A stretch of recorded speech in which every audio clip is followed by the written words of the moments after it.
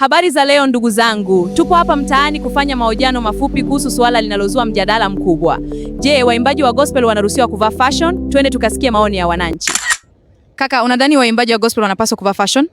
Ndiyo, wanaruhusiwa. Fashion si dhambi. Cha muhimu ni mavazi yao ya heshima na yasiharibu ujumbe wa Injili. Mama, we una maoni gani? Mimi naona wengine wanazidisha. Kuna wakati mavazi yanakuwa ya kuvutia sana mpaka watu wanaangalia muonekano kuliko ujumbe wa Mungu.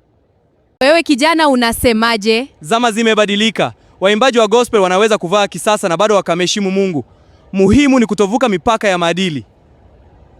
Mzee, mtazamo wako ni upi? Mimi naamini mtumishi wa Mungu anatakiwa kuwa mfano. Fashion ipo sawa, lakini isiwe sababu ya kuwapotosha wengine.